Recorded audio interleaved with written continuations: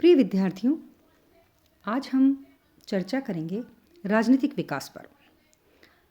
राजनीतिक विकास को इंग्लिश में कहते हैं पॉलिटिकल डेवलपमेंट। ये पॉलिटिकल डेवलपमेंट क्या है? देखिए, आपने डेविड ईस्टन के व्यवस्था सिद्धांत के बारे में सुना होगा, संरचनात्मक प्रकारात्मक उपागम के बारे में सुना होगा, किंतु विकासशील राज्यों की जो राजनीतिक व्यवस्था है उसमें कई परिवर्तन होते रहे, है ना। और इन परिवर्तनों को समझने के लिए जो पहले उपागम आए वह कोई विशेष सहायता नहीं दे सके। लुसियन पाई, आमंड, कोलमैन, रिग्स और माइनर विनर ऐसे विद्वान हैं जो कई प्रकार के प्रयोग में लगे हुए थे और विकास की संपूर्णता के संबंध में नए राज्यों की राजनीतिक प्रक्रियाओं को समझने में कैसे कोई उपागम सहायक हो सकता है, इसकी खोज में वे लगे रहे। और इन विद्वानों ने राजनीतिक विकास के प्रत्यय का प्रयोग करके एक नए तुलनात्मक विश्लेषण उपागम की आवश्यकता महसूस हुई और राजनीतिक विकास के रूप में वह उपागम हमारे सामने आया। देखिए, जो पश्चिमी और गैर पश्चिमी देश हैं, तो जो गैर पश्चिमी देश हैं उनकी राजनीतिक व्यवस्थाओं को समझने के लिए उनके संपूर्ण सांस्कृतिक और ऐतिहासिक पर्यावरण को समझना आवश्यक है। तो इन देशों की राजनीतिक व्यवस्था में यह देखना आवश्यक था कि इन देशों में किस प्रकार से राष्ट्रवाद पनप रहे हैं, ये राज्य राजनीतिक, आर्थिक और सांस्कृतिक स्तर पर किस प्रकार से किन किन समस्याओं का सामना कर रहे हैं और इनके राजनीतिक विकास में नौकरशाही, सेना या धर्म ने क्या भूमिका निभाई है। आर्थिक पिछड़ेपन ने राजनीति की प्रकृति को कैसे प्रभावित किया है ना। तो ये जो प्रश्न थे, इनसे स्पष्ट था कि इनका सीधा साधा उत्तर देना संभव नहीं है। इसका क्या परिणाम हुआ कि तुलनात्मक राजनीति को विकास के सामान्य पर्यावरण में समझने के लिए एक नया उपागम हमारे सामने आया, एक नया दृष्टिकोण हमारे सामने आया, जिसको हम क्या बोलते हैं? राजनीतिक विकास बोलते हैं। हम इस राजनीतिक विकास के अर्थ को समझने की कोशिश करते हैं, है ना। इसके अर्थ क्या है, इसको हम समझने की कोशिश करते हैं। तो आप ये देखिए कि विकास जो है मानव जीवन की विशेषता है, ये तो हम जानते ही हैं, बिना विकास के कुछ भी नहीं है। और प्रत्येक संस्था, उसका आचरण, उसकी सभ्यता, उसकी संस्कृति का रूप विभिन्न युग की परिस्थितियों के प्रभाव में विकसित होते रहते हैं। मतलब कोई भी संस्था है, आचरण है, सभ्यता, ये विकसित होते रहते हैं। तो राजनीतिक विकास के स्वरूप के बारे में अभी तक कोई स्पष्टता हमारे सामने नहीं आई है, लेकिन फिर भी कुछ विद्वान ये मानते हैं कि जो आर्थिक उन्नति में सुविधा पहुंचा सके वह राजनीतिक विकास है। कई विद्वान मानते हैं कि औद्योगिक समाजों की विशेष राजनीति के रूप में राजनीतिक विकास है ना। और कुछ विद्वान ये मानते हैं कि राजनीतिक आधुनिकीकरण का इसको सूचक माना जाता है। कुछ विद्वान इसको संस्थाओं के प्रसंग में राष्ट्रवाद की राजनीति के रूप में मानते हैं। तो कुछ विद्वान इसे राजनीतिक विकास का आंशिक पहलू प्रशासकीय और वैधानिक विकास के रूप में भी मानते हैं। आप ये देखिए कि अलग अलग विद्वानों ने इसकी अलग अलग बात कही है। जैसे इमर्सन, कोलमैन, कार्टराइट ने राजनीतिक विकास को आर्थिक विकास की राजनीति के पूर्व शर्त के रूप में समझने का प्रयास किया है ना। और विकास की जो उन्होंने दिशाएं बताई हैं, जो दृष्टिकोण बताया है, उन्होंने कहा कि दो मार्ग से राजनीतिक विकास होता है। और रोस्टो तो इसे क्या कहते हैं कि औद्योगिक समाजों की विशेष राजनीति के रूप में इसको बताते हैं। गुन्नार और मेडल और लार्नर जैसे जो समाजशास्त्री हैं, वे राजनीतिक विकास को क्या मानते हैं? राजनीतिक आधुनिकीकरण का पर्याय बताते हैं। विंडर इसे राष्ट्रीय राज्य का प्रचालक या संगठन मानते हैं और रिग्स इसे प्रशासकीय कानूनी आधार पर इसकी व्याख्या करते हैं, है ना। सबसे इंपॉर्टेंट है इसमें लुसियन पाई का विश्लेषण। जब हम राजनीतिक विकास के अर्थ को देखते हैं तो हमें दो दृष्टिकोण स्पष्ट रूप से नजर आते हैं। कौन सा दृष्टिकोण है वो? एक मार्गी दृष्टिकोण और दूसरा है बहुमार्गी दृष्टिकोण। जो विकास है वह कुछ लोग ये मानते हैं कि विकास का एक ही मार्ग है। सभी राष्ट्र विकास के इस मार्ग पर विकास की विभिन्न विभिन्न अवस्थाओं में राजनीतिक विकास के प्रयत्नशील राज्यों का ये आदर्श है ना। जैसे इसमें पश्चिमी राष्ट्र आ जाते हैं, सोवियत संघ आ जाते हैं, चीन और आ जाते हैं। तो ये इसको विकास को एक मार्गी दृष्टिकोण ही मानते हैं। बहुमार्गी दृष्टिकोण मानने वाले कौन हैं कि उनको वो कहते हैं कि राजनीतिक विकास बहुदिशाई है, बहुआयामी है, क्योंकि स्वयं विकास की अनेक दिशाएं होती हैं और जब समाजों का विकास बहुआयामी होता है तो उनका राजनीतिक विकास भी बहुआयामी होता है। विकास बहुमार्गी भी होता है और बहुमार्गी ही हो सकता है है ना, एक मार्ग उसका नहीं हो सकता, क्योंकि ऐतिहासिक, आर्थिक, सामाजिक, सांस्कृतिक और राजनीतिक परिस्थितियों के विकास के उद्देश्य व लक्ष्य निर्धारित होते हैं और इसी से विकास की दिशा का निरूपण होता है ना। तो हमने जब इनकी अर्थ को हमने जब देखा तो हम अर्थ से यही स्पष्ट हुआ हमारे कि विकास के दो मार्ग हैं, एक मार्गी दृष्टिकोण और दूसरा बहुमार्गी दृष्टिकोण। क्लियर। अब हम देखते हैं कि लुसियन पाई जो राजनीतिक विकास के विशेष विश्लेषक माने जाते हैं, उन्होंने इसका विश्लेषण किस प्रकार किया। तो राजनीतिक विकास संकल्पना का विचार करने वालों में इनका नाम सबसे पहले आता है। इन्होंने 1963 में इस विषय पर गंभीर रूप से सोचना प्रारंभ कर दिया था और अपने इस बात पर बल दिया कि राजनीतिक विकास की दिशा में पहला कदम राष्ट्र राज्य व्यवस्था का विकास है। और उसने राजनीतिक विकास के प्रतीकों को 3 विभिन्न स्तरों पर देखा, कुल आबादी की दृष्टि से, सामान्य दैहिक निष्पादन की दृष्टि से और राज्य व्यवस्था के संगठन की दृष्टि से, है ना। उनकी जो पुस्तक है उसका नाम है एस्पेक्ट ऑफ पॉलिटिकल डेवलपमेंट, है ना। उन्होंने इस एस्पेक्ट ऑफ पॉलिटिकल डेवलपमेंट में राजनीतिक विकास की संकल्पना का एक सुंदर विश्लेषण प्रस्तुत किया है। ठीक है, हमने क्या बताया था इसमें कि उन्होंने राजनीतिक विकास के 3 स्तर बताए थे। कैसे कि आबादी की दृष्टि से, दैहिक निष्पादन की दृष्टि से और राज्य व्यवस्था के संगठन की दृष्टि से। और अपनी एस्पेक्ट ऑफ पॉलिटिकल साइंस के अंदर उन्होंने कुछ अर्थ को एक विस्तार दिया है। कैसे दिया है कि राजनीतिक विकास आर्थिक विकास की राजनीतिक पूर्व शर्त के रूप में भी होता है, कि राजनीतिक विकास जो है राजनीति की एक ऐसी स्थिति को कहा जाए जो आर्थिक उन्नति, प्रगति और समृद्धि में सहायक हो, और व्यवहार में यह दृष्टिकोण जो है निषेधात्मक है। इसमें राजनीतिक विकास आर्थिक विकास के साथ जुड़कर रह गया है और इन दोनों को मिलाना तर्कसंगत नहीं है। राजनीतिक विकास और आर्थिक विकास को हम नहीं मिला सकते हैं, लेकिन उन्होंने परिभाषा दी है कि राजनीतिक विकास आर्थिक विकास की पूर्व शर्त के रूप में परिभाषित किया गया। दूसरा उन्होंने कहा है कि औद्योगिक समाज के लिए विशिष्ट राजनीति के रूप में राजनीतिक विकास, वो कैसे कि राजनीतिक विकास की धारणा भी आर्थिक विकास से जुड़ी हुई है और इससे यह माना गया है कि औद्योगिक जीवन में एक ऐसे सामान्य प्रकार के राजनीतिक जीवन को प्रकट करना है जिसको हर समाज प्राप्त करना चाहता है। यह धारणा भी आर्थिक विकास के साथ राजनीतिक विकास को जोड़ने वाली होने के कारण अमान्य हो गई, इसको भी नहीं माना गया।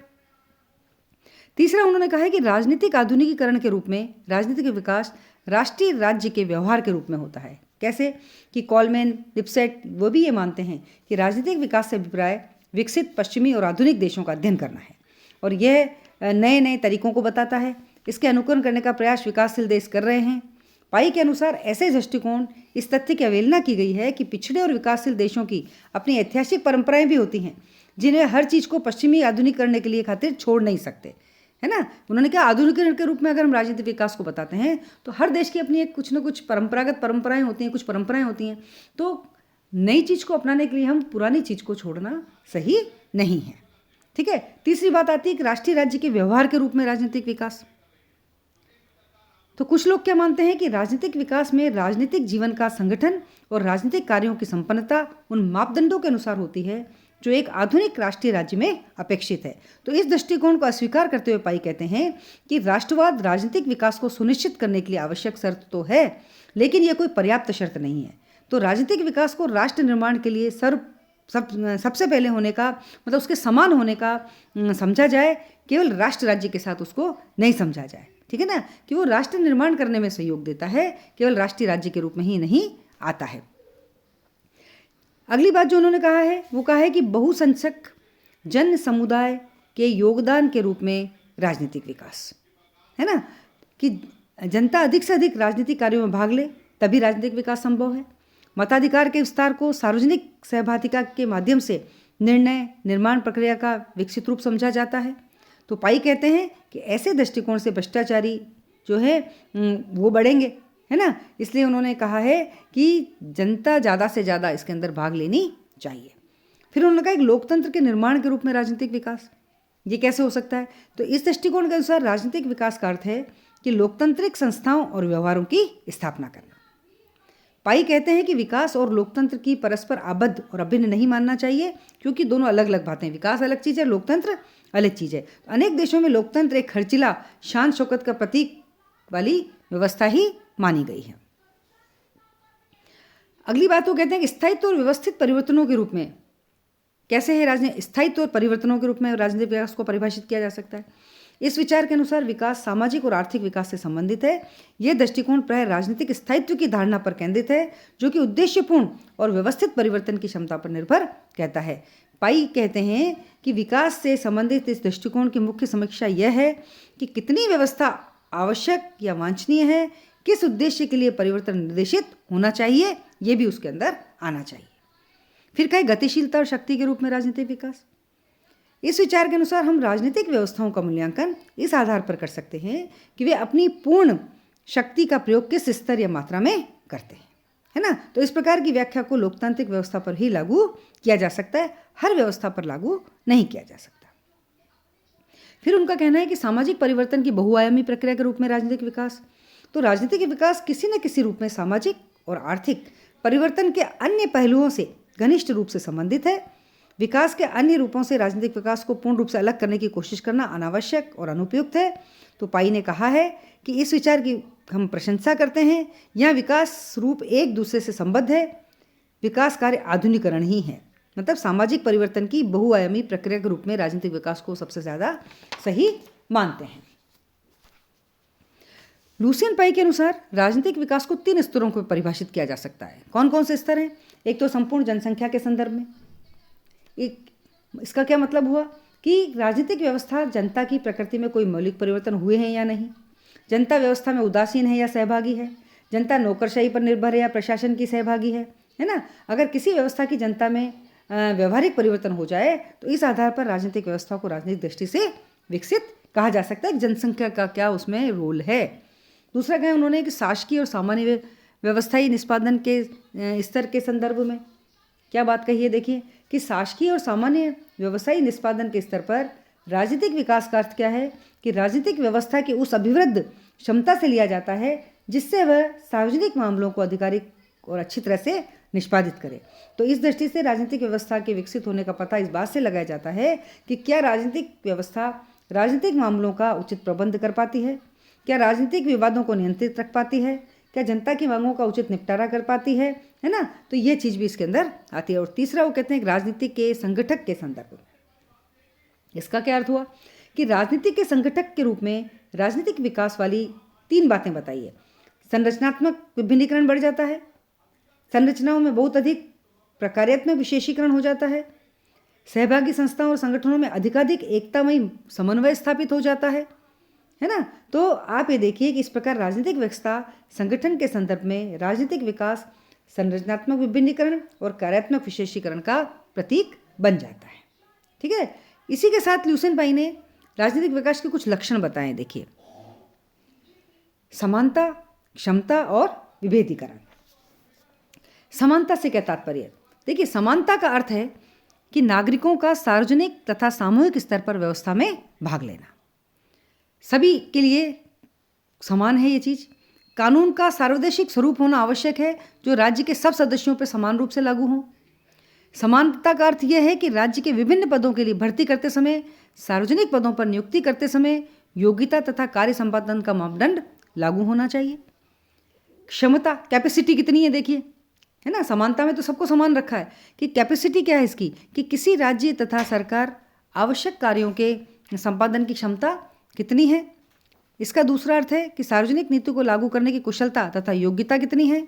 और क्षमता का तीसरा अर्थ है कि प्रशासन में विवेकपूर्ण धर्मनिरपेक्ष दृष्टिकोण का उत्पन्न होना।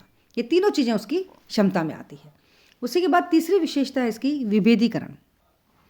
विभेदीकरण का क्या अर्थ है कि विभेदीकरण का अर्थ है कि समाज तथा राज्य के विभिन्न अंगों, पदों एवं विभागों को सुस्पष्ट होना तथा उनके कार्यों को निश्चित करना।